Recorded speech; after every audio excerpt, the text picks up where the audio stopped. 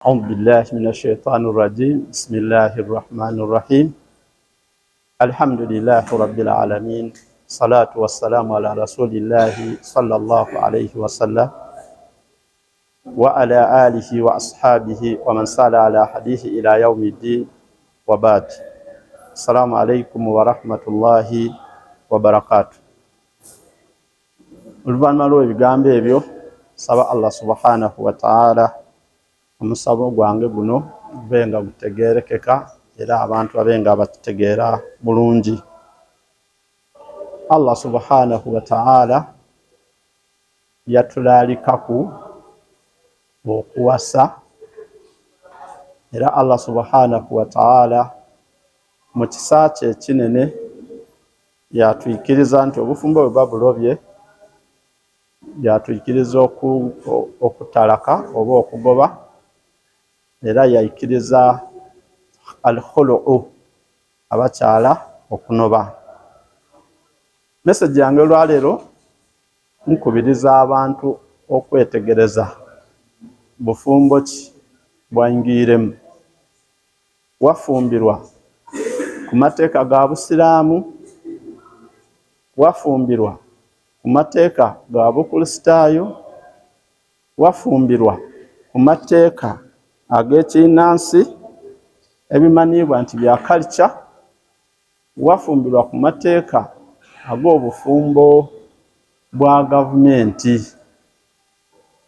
Okusinziira ku bufumbo bwe wafumbirwamu bwe wangiriramu mu bufumbo, buli bufumbo obwo buba n'amateeka gaabwo bwe butambulira. Ano ndakwira ku bantu abafumbiraganwa nga bafumbiraganwa ku mateeka ag'Obusiraamu.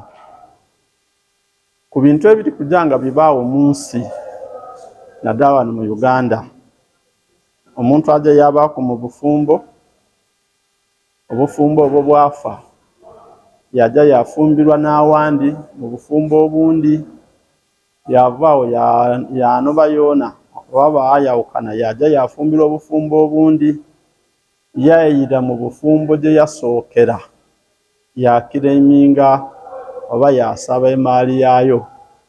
Wano nali mufumbo, nali n'enumba wano, nenda enumba yange, nenda ebintu byange. Abaifi mu bufumbo bonabona kusinza ku mateeka y'ofumbirwa obufumbo bw'oyingiremu, omukazi lirwanoba lirwe bamugoba. Galiwo amateeka ag'obufumbo nga gayikiriza nti omukazi bw'aba yava mu maka yajja yafumbirwa obufumbo obundi yanoba, yajja mu bundi yanoba, yamala emyaka egiswika 30 yamala yayira mu bufumbo gye yasookera yasaba emaali yaayo. Bwe kibanga galiyo wallahu alam, mu Busiraamu ekyo kizirayo. Mu Busiraamu buli bufumbo lwe bufa buba bufiire. Obufumbo bufa mu ngeri emirundi ebiri, imma bufa olw'omusaadha okugoba mukyala we oba omukyala okunoba. Omukyala bw'anoba obufumbo buba bufiire, omukyala we bamugoba obufumbo bufa. Ku lwa bino byenja okuba nga ndogera, Allah subhanahu wa ta'ala mu bintu ebisinga kumuniiza ate nga yabiikiriza n'omusaadha okwawukana ne mukyala we, nga hadisi mashhuru inda al-muhaddithina bwekoba. Nabi sallallahu alayhi wasallam yakoba nti inna abghadha al-halali inda Allahi at-talaq. Mu bintu ebisinga kuniiza Allah subhanahu wa ta'ala mu byeyayikiriza n'omusaadha okuba nga ayawukaine ne mukyala we. Nabi sallallahu alayhi wasallam yatwinonola omuntu ayawukana atya, lirwayawukana. Singa omusaadha oba nga amukyala ali kubonyabonyanga gaka oba nga otyaime ku sigiri, Allah subhanahu wa ta'ala akuyikiriza okuba nga weetaasaako omukyala oyo nga mwawukana. Bwe muba mwawukaine, Allah yatawo dawabit ed'okwawukana. Talaq Nabi sallallahu alayhi wasallam yakuba nti abantu abanga baawukane ku mateeka nga Allah bwakuba mu surati Talaq ku ntandika yaayo ya ayuha nabiyyu idha talaqtumun nisaa fatalliquhunna liiddatihinna wa ahsul idda. Allah subhanahu wa ta'ala akwanti obuzibu babo bayirewo ng'omukyala ali kubonyabonya okirizibwa okwawukana naye. Aye Allah akuba nti ewange iwe nabbi bwe mubanga mwawukana ni bakyala bayimu mwawukane nabo nga mubawe ebiseera n'ebiseera ebyo mubibale mubituukirize. Allah yalagira iteeka nga litandikira ku mukama waffe Nabi Muhammad sallallahu alayhi wasallam kubanga yena yali muntu nga ife yawasa nga ife bwe tuwasa ebizibu bye tutuukaku ni bakyala baife yena Nabi Muhammad sallallahu alayhi wasallam byamutuukaku. Kyova Allah amukuba nti idha talaqtumun nisa iteeka lyali ligema ku Nabi lyazingiramu n'abaikiriza bonabona. Allah subhanahu wa ta'ala alikobanga asoka kweta Nabi lafudhi iraku yagaita twena al-ibratu bi umumi lafdhi la bi khususi as-sabab. Ba ulama ba usuliyuna bakuba nti ekyokwebulira mu aya kiri mu kubuna kwa aya nga bwe yogera idha talaqtumun nisa bwe mugoba nga bakyala bayimu la bi khususi sababi ti ku nsonga nti kubanga Nabi sallallahu alayhi wasallam yali mu kuno butategeragana naki na bakyala be.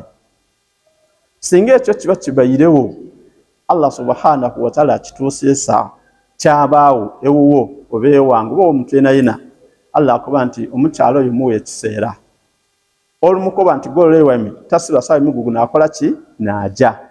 Aya alina okutyama waka idda yawaaku idda eno Nabi sallallahu alayhi wasallama ajitukobera mu hadisi ya Ibn Umar radiyallahu anhu.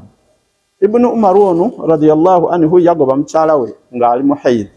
Nabi sallallahu alayhi wasallam yakoba baba we Umar nti jokobe mutabane wo aize mukyala we aje muhayd atukule aje muhayd atukule aje muhayd atukule yamukuba nti tilkal idda ekyo ne kiseera Allah subhanahu wa ta'ala kyakoba. Omukazi kyalina okukyama singa omusajja abagobe mukyala we mu mateeka obufumbo bufa kasita idde yewaaku kalubenga n'olugoba olusooka ng'omukyala tomuyiriire kalubenga n'olugoba olusooka omukyala omugobye yatyama idda yawaaku obufumbo buba bufiire. N'ekiseera ekyo nabyo kyakuba nti ajje mu nsonga atukule ajje mu nsonga atukule egyo bwebala nti myezi ebiri ajje mu nsonga omulundi ogundi atukule egyo giba myezi 3. Kitegeeza nti obufumbo sharaa bufiira irala mu ibanga eryo lya myezi 3 endagaano y'obufumbo ebeweirewo.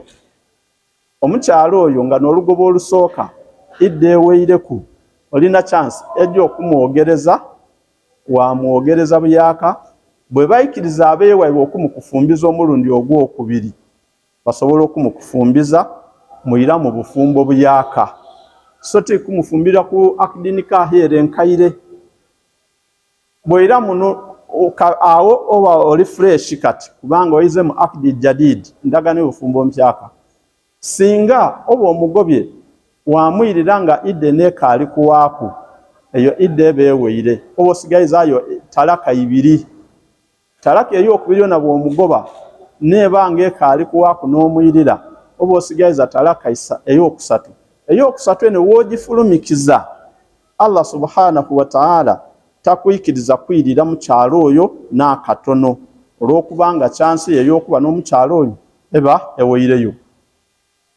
Allah subhanahu wa ta'ala kyatukobera mu aya nti wa idha talaqtumun nisaa bwe mubanga nga mugobye bakyala bayimwe fabalagna ajala wa idha talaqtum fa in talaqaha fala tahilu lahu min ba'du hatta tunkiha zawjan ghayrahu.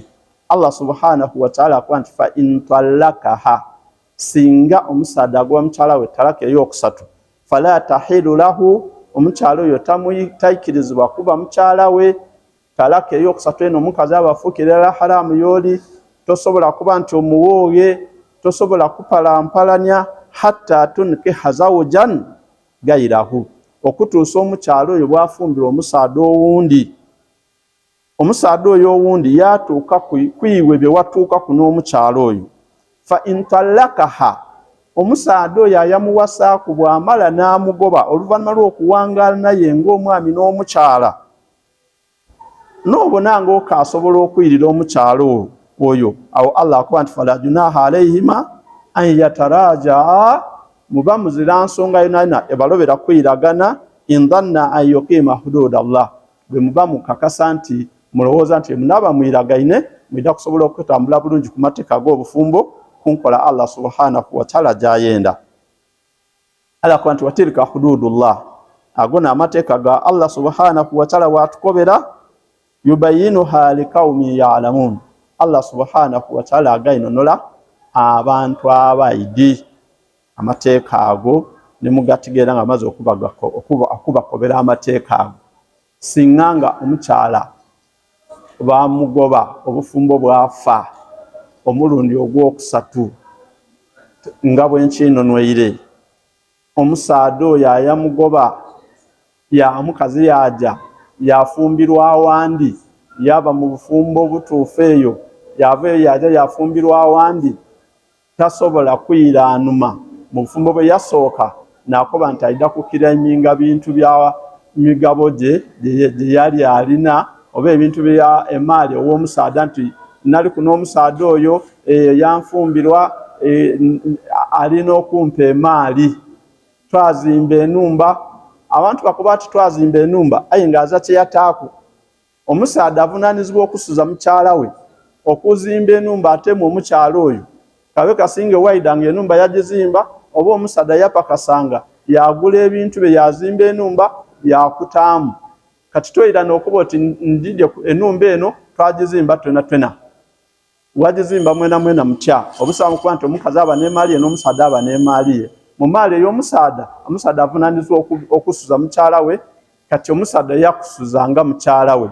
Obufumbo bwawa waba nga tokali mukyala we waaja, kati tosobola kuwanuka eyo noyira nti oida kireminga bintu bya musaada wano wakayo wava emyaka ejeira.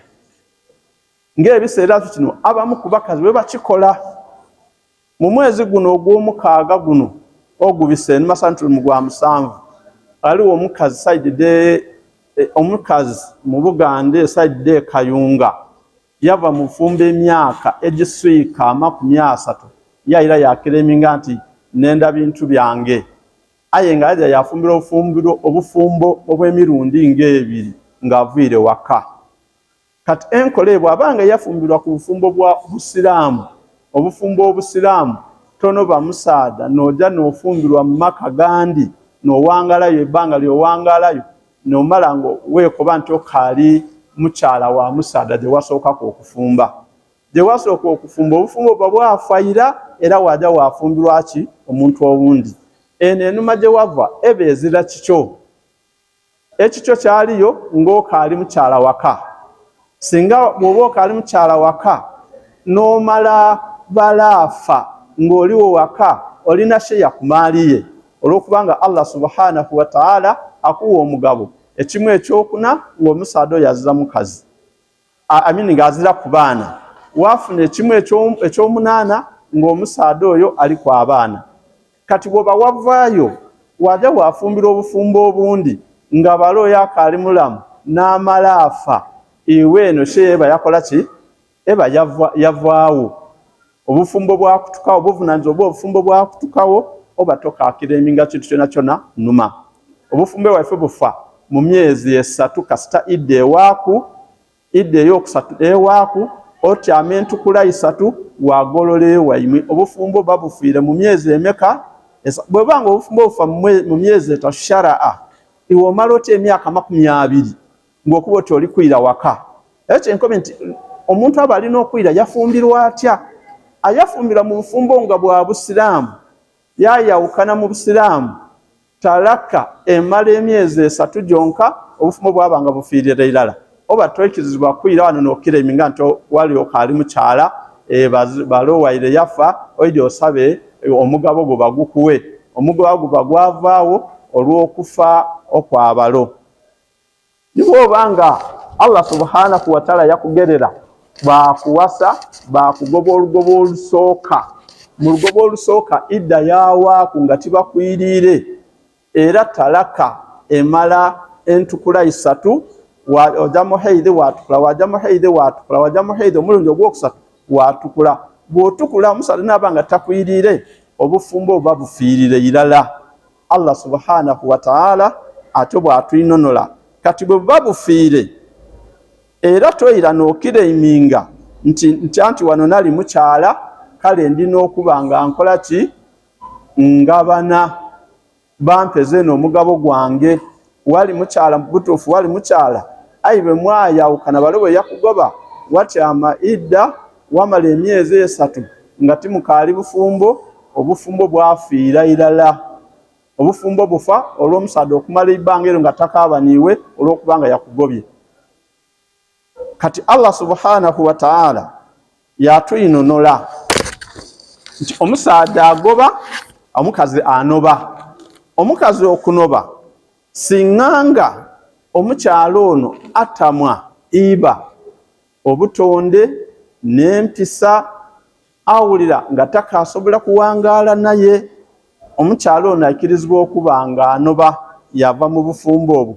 Bw'aba aviire mu bufumbo olwa obufumbo babufiire, kubanga mulimu abantu ababaawo nga tibaidi nti omukyala yeena anoba. Okunoba kw'omukyala obufumbo babufiire, n'okunoba kw'omukyala ayira yeewaibwe yakobera abeewaibwe nti omusaadha tikamwenda munobye beene ye baayeta omusaadha wamukamu na mukazi wo takakola ki takakwenda akunobye. Kati ebyo bwe bibaawo Allah subhanahu wa ta'ala aikiriza obufumbo obwo okuba nga bufa. Allah subhanahu wa ta'ala atukobera mu aya ndi fala junaha alayhim fima iftadat bihi mu aya ekkiriza omukyalo okwenunula. Eyo aya ekitundu ekyo kyenvu okusoma kikirizibwa omukyalo okuba nga yenunula. Aya mu bulamba bwayo ekoba nti at-talaqu marratani ba'da isti'adha at-talaqu marratani fa imsaku bima'rufin aw tasrihu bi ihsan wala yahilu lakum an ta'khudha mimma ataytumuhunna shay'an illa an yahafa alla yuqima hududallah illa an yuqima hududallah fa in khiftum alla yuqima hududallahi fala junaha alayhima fima iftadat bihi tilka hududullah fala ta'taduha wa man yata'adda hududallahi fa ulaika humud dhalimun. Allah subhanahu wa ta'ala akoba nti at-talaqu marratani, obufumbo bubaawo bwa mirundi ebiri, okwawukana mu bufumbo kuba kwa mirundi ebiri. Fa imsakum bima'rufi, bwoba omukyalo oyo gwogobye bwobonanga osobola okumuyira omuyirira mu bulungi. Imsakum bima'rufi, omuyirira mu bulungi. Bwobanga tokasobola kuba naye awo tasrihu bi ihsani, oba okubanga mwawukana n'okwawukana kwona mulina kwawukana bulungi. Wala yahilu lakum an ta'khudhu mimma ataytumuhunna shay'a, imwe abasaadde mbanga mwawukane ni bakyala banyu byemwe abawa abakyala abo nga wakimuwanga kike ekyo tomutoolaku.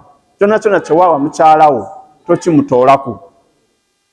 Omukyala bw'obanga wagula, katugeze nti wagula poloti wagimuwa era wamuwa ebiwandiiko byayo, bwe mwawukana poloti eyo omukyala ajja nayo eba tiyo kubanga wagikola ki wagigaba n'ebiwandiiko byayo biba bisomaye. Kati ekyo agolola nakyo nakyo oba omuwaire kyonakyo nakola ki agolola nakyo. Allah subhanahu wa ta'ala bw'amala okutukobera atyo akoba nti illa omusaadha gatoolera ku mukazi ekintu kyona kyona illa an yakhafa alla yuqima hududallah, singa omusaadha abona nti omukyala ayakanye naye omukazi ayakanye n'omusaadha aye tibaida kusobola kwemereza mateeka ga Allah. Omusaada okusigala nga akeekuusa ku mukazi akuba oyo mukazi wange era azira amugemako era talina kufumbirwa. Omukazi gwe wagoba ate bw'obona nga ali kujja kufumbirwa tomulemesa kujja kufumbirwa kubanga yali ku mukyalawo.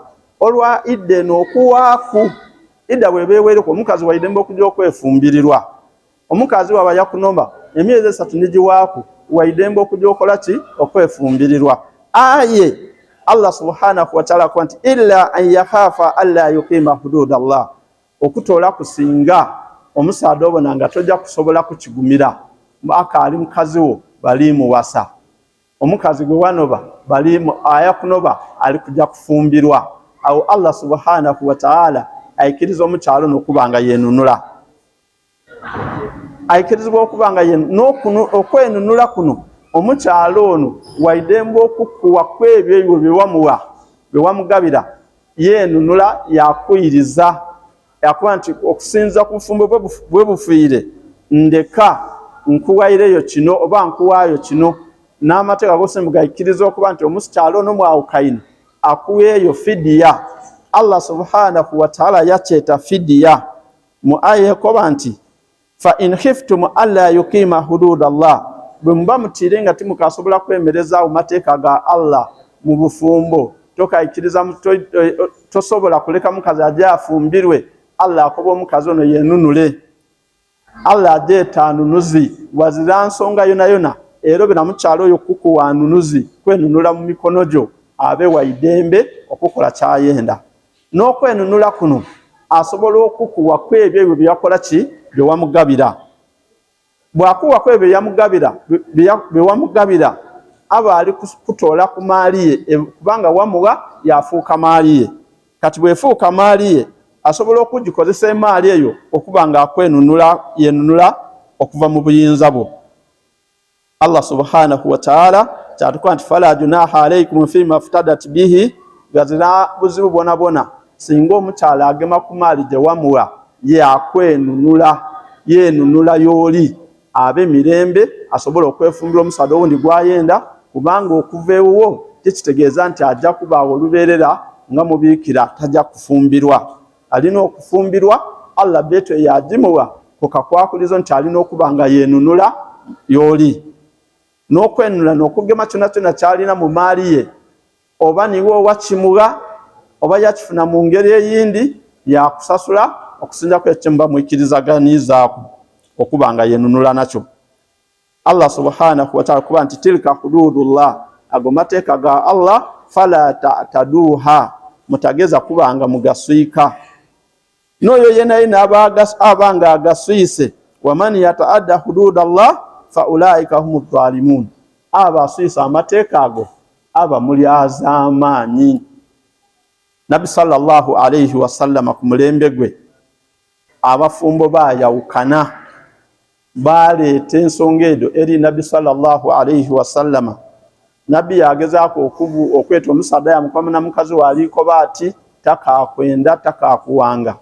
Omusaada yayinonola ku ya Rasulallah, mukyala wange muzira ku buzibu.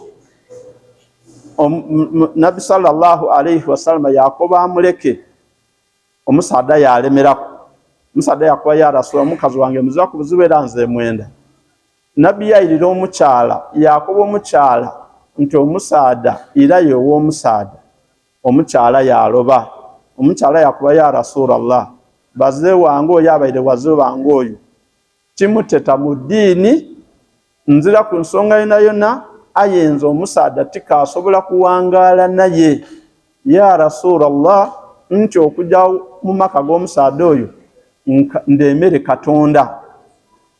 Nabbi bwe yamukuba nti okujja w'omusaada oyo ndemere Katonda, Nabbi yakoba omusaada ntiikiriza mukyalawo omuleke. Omusaada yakuba ati bwombona bwendi, Nabbi n'okukoba omukyala ole nti osobola okwiriza omusaada oyo ennunuzi. Afaturaddiina alayhi hadikatahu, hadisi tubeyogera hadika eno enimiro eno omukyala yali alina ekyobuga kyalina nga animiro, aye ng'enimiro yagifuna nga amahali ku musaada oyo. Kati Nabbi n'okumukoba nti osobola okuyizaayo enimiro eyo balono gye yakuwa. faqalat na'am, omukyala yakuba nti ye njiizaayo. Faruddat alayhi, era omukyala ennimiro yagiwa omusaada, yakuba nti ennimiro yiyo yagimwiriza. Wa amarahu bifaraqiha, Nabbi sallallahu alayhi wasallam yalagira omukyala ono omusaada okuba nga yawukana n'omukazi oluvannyuma lw'okwenunula.